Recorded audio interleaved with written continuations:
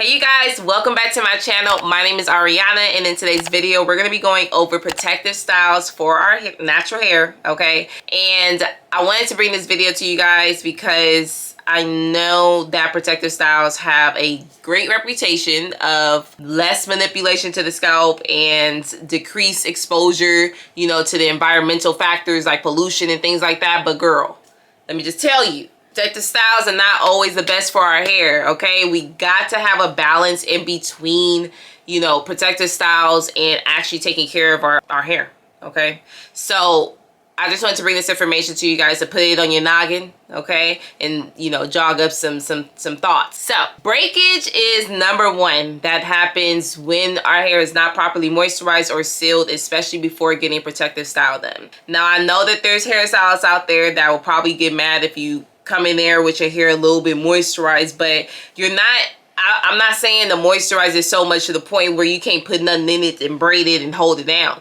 It's more so that you have to take care of your skin on your scalp, okay, and your actual hair, because when they do their hair, they're putting stuff in it to style it, but you need to put stuff in it to take care of it, right? So I always say that, you know, breakage is from less moisture to the hair. No moisture means that the bonds in the hair cannot stick together. So we need to make sure that before we get our protective styles done, that we are moisturizing and putting something in our hair. But find a good regimen where you can continuously make sure that you're taking care of your hair as well as it, you know, looking as bomb as it's gonna be after you get that style done, okay?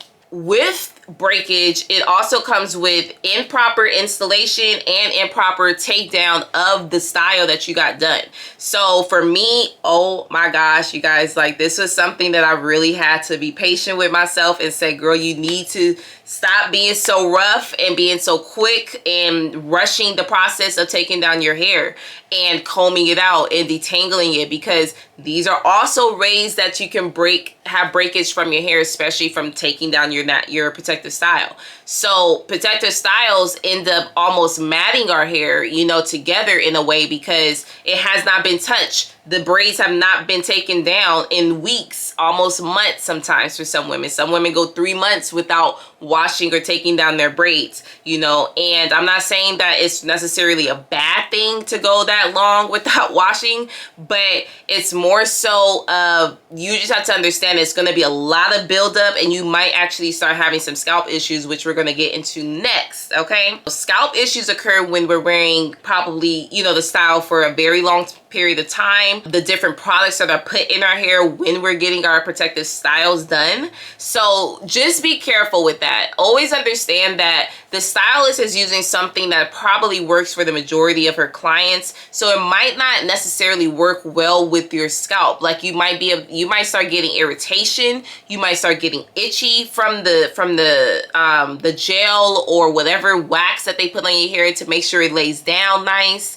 So you just want to make sure you're being careful of that.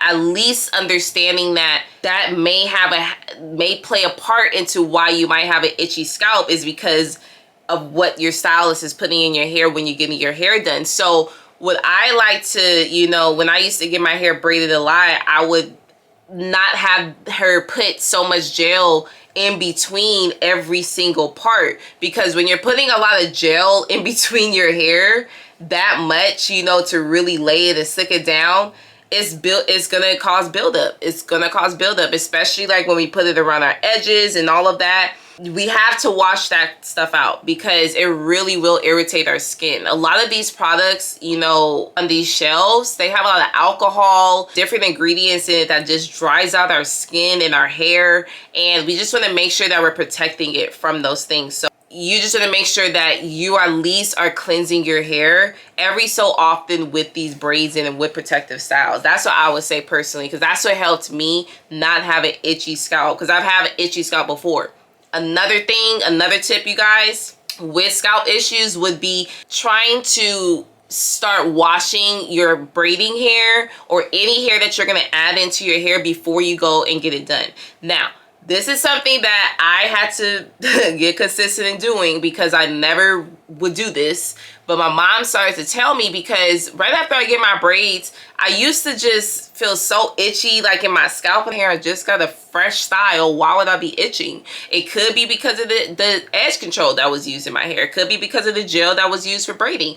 Or it could be because of the hair. You guys, when they put fake hair or braiding hair or any type of hair in these plastic bags, I think they, you know, I need to look it up, but I believe that they put something on the hair, some type of sealant, to make sure it looks nice and presentable and is still good to use. But I do know that cleansing the braiding hair before you're putting it in definitely might help out with irritation in the scalp. All right, so the next one, you guys, this one is a very common thing, and I know we've all seen it, which is traction alopecia, hair loss from tension of hair on the scalp. When you are pulling this hair too much for too long, over a long period of time, it will start to show that your hair might be receding, because, and I always point up here because it's usually around the edges, because we like to brush our hair back, and it's usually down here in the kitchen area. If your hair is really short here, it's probably breakage. You know what I'm saying? So I would say whenever you're getting your braids or any type of style done, hold your edges down. Hold your edges. You know what I'm saying? Like, you let them know how much edges you want out. I started doing that, and because my mom actually never did let them braid my edges in. When I started going to get my hair done, I told them, like, yo, I'll probably even brush out my own edges, because I cannot have my edges being tight in these braids. And I think that there are more stylists now actually considering that, so we can have some edges, you know, as we get older.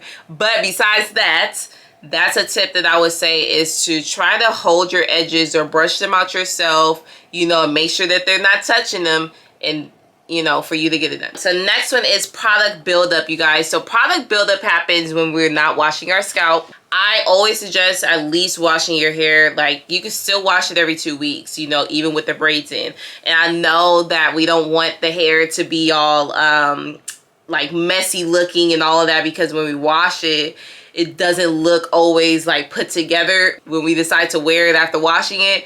So I know it might not look as good as it did when you first got it done, but at least your scalp is clean. At least your scalp can breathe. You know, your pores are not clogged. You know what I'm saying? It's like when your pores are clogged, even on your scalp, your hair is not going to grow properly. So I definitely always suggest just at least cleansing your scalp, you know, every 2 weeks, possibly, if you do still have a protective style in. The next one will be lack of moisture. So like I said, having protective styles are great because you're not putting your hands in your hair every single day. You know, you're not trying to manipulate your hair in a certain way, but you can lack moisture by not actually taking down those braids. So it's always pros and cons to having braids in, and any type of protective style in for a long period of time, a few months or so, 2 or 3 months, because your hair might not be able to properly still be moisturized, you know, throughout having that protective style in. Okay, so the next one, you guys, second to last one I'm going to talk about is over-reliance of protective styles, okay? Over-reliance on protective styles can definitely impact your hair, you know, and how you feel personally. So I'm gonna just put the last two together because it has a psychological impact of wearing these protective styles so often, as well as your hair actually physically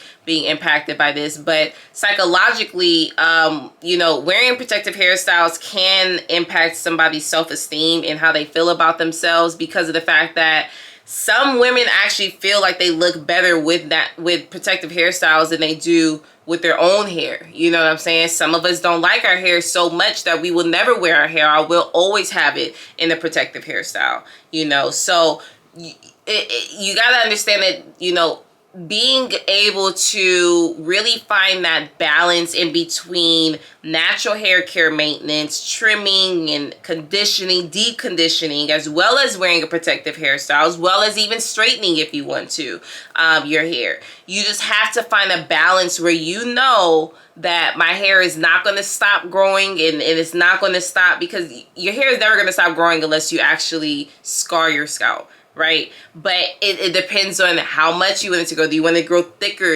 Because you want to just make sure that you're not using these protective hairstyles to display the confidence that you have in yourself, because you're beautiful without the protective hairstyle, girl. Okay? I'll just let you know that now.